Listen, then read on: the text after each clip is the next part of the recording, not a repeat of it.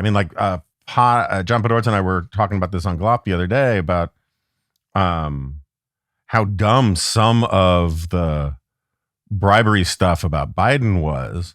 Not that it's not a real issue. That's not what I'm saying. But that, Hunter Biden, who's a grifting, skeezy guy, in 2017 is shaking down Chinese business people. I don't know what these guys really are. They could be cutouts for the Communist Party. Who knows? But, shaking them down for money, saying that, my dad has all of this influence and he's going to, either punish you or get what you want done and all the rest. And the thing is, in 2017, Donald Trump was president. Republicans controlled both houses of Congress, and Joe Biden was an ex-vice president in his 70s.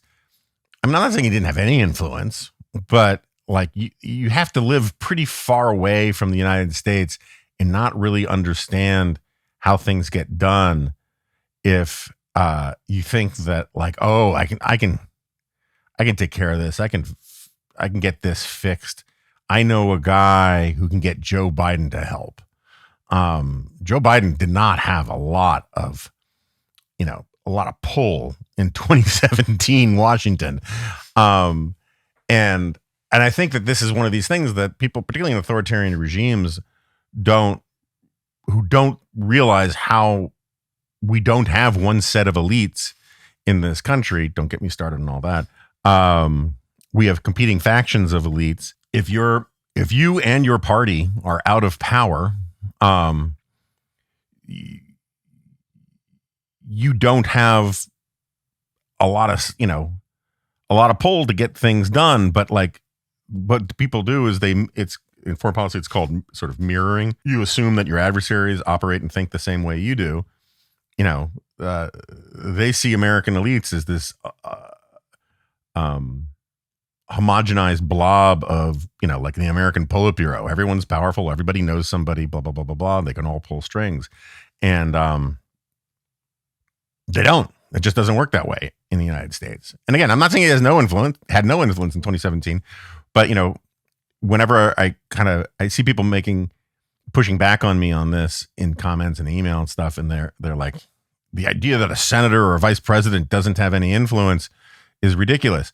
And I'd never said that, but he wasn't a senator and he wasn't vice president when at least some of this Hunter Biden stuff was allegedly happening.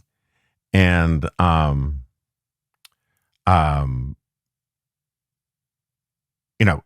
I think that one of the things a lot of people don't understand about influence peddling, and I'm going to get back to Russia at some point, but one of the things I think people don't understand about influence peddling or rainmaking in Washington is that so much of it is like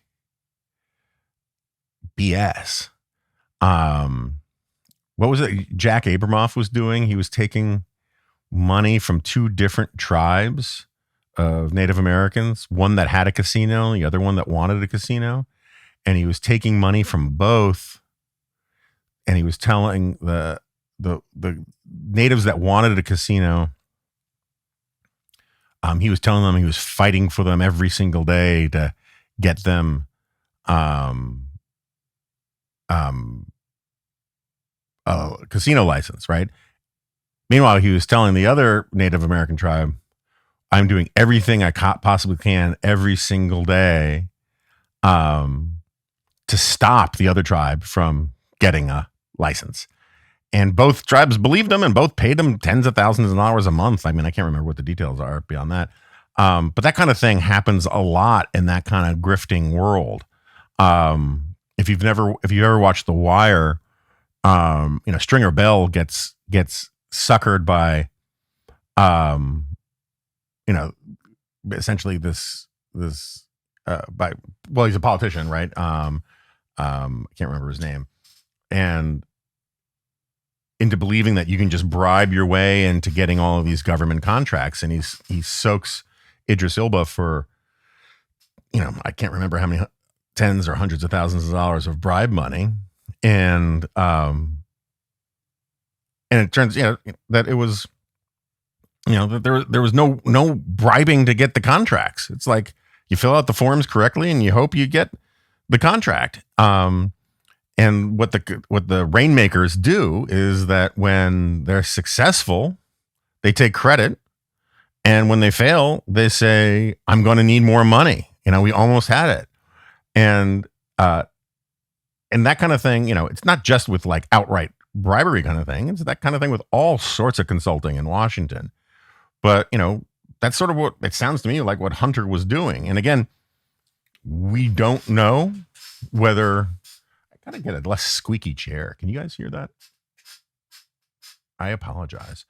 We don't know how much Joe Biden knew and when he knew it about what his son was up to. I think it's pretty much established that Biden has lied about not knowing anything.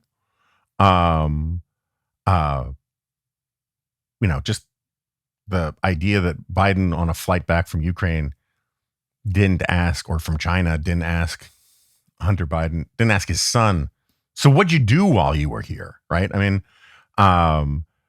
doesn't mean Hunter then said, well, Dad, I conned a whole bunch of people out of, a huge pile of money, telling them that I was going to get you to approve this or deny that because I was selling influence with you.